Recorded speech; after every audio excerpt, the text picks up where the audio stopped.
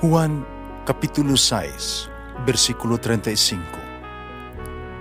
Si Jesus miingon kanila, "Ako mao ang pan nga naghatag sa kinabuhi. Ang muari kanako dili nagayod gutomon, ug ang mutuo kanako dili nagayod uhawon." Pan sa kinabuhi.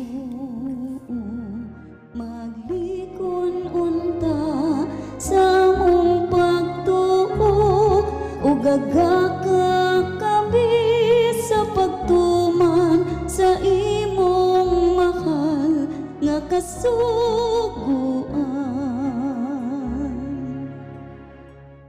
Ang Ginoo manaakan ninyo.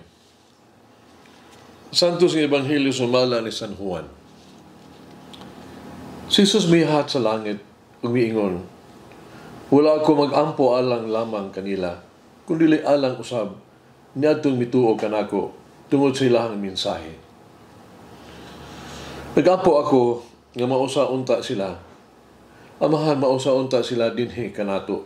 Ingon nga ikaw ania kanako o ako anaa kanimo.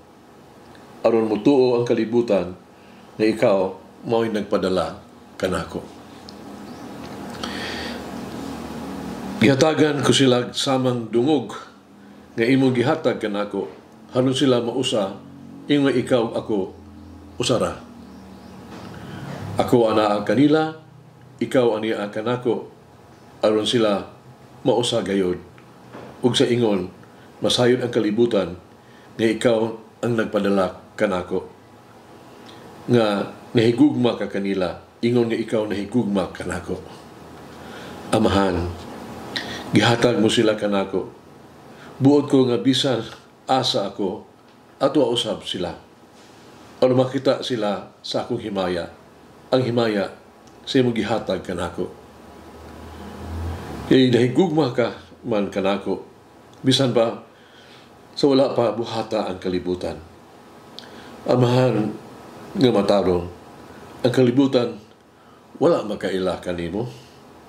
Apan nakaila sila kanimo, o kini silang nakaila kanimo nasayod nga ikaw ang nagpadala kanako. Gipaila ko ikaw kanila, o kini akong padayunon pagbuhat, aron mabatunan usab nila ang imong gugma alang kanako, ug magpuyo usab sila ako diha kanila. Ang Ebanghelyo sa Ginoo. Pasalamati ang Ginoo, kay siya maayo, ang iyang gugma mulungtad hangtod sa kahangturan. Pasalamati ang Diyos sa tanang mga Diyos, ang iyang gugma malungtaron. Pasalamati ang Ginoo sa mga Ginoo, ang iyang gugma balungtaron.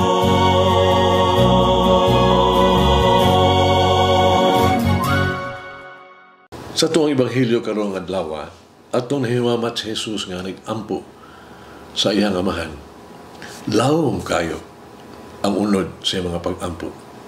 Tugay iyang gipahayag iyang suod nga relasyon gyud tali kaniya ug siyang amahan. Diyan nga kahimtang sa pagkasuod, si Jesus naghangyo sa amahan nga sila adunay parehas nga kasuod kanato. Kini napakita kung sa unsang paagiha si Jesus nahigugma pag-ayo kanato. Sanglit si Jesus ug amahan usara, kay ingon kita nga ang gugma ang gihatag ni Jesus kanato mo'y usa lamang usa ka hingpit nga gugma.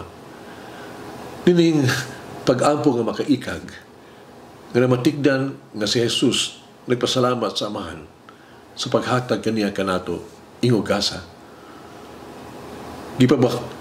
Gipakababahandi kita pag-ayo ni Jesus kay gusto niya nga kita makauban niya bisan asa siya. Kini nagapakita kanato sa usa ka paagi kung nganong si Jesus namatay alang kanatong tanan.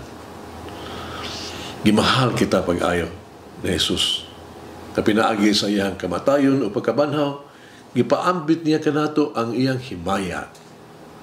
O kini, naghatag kanato paglaong, na kita usab, mabanhaw gikan sa kamatayon, ug maangko nato ang giharian sa Dios. Malulungi kini.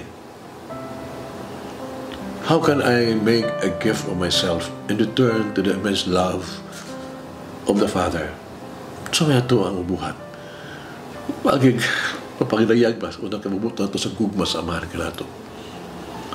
In my life, how can I fulfill the Lord's desire that all may be one as He and the Father are one?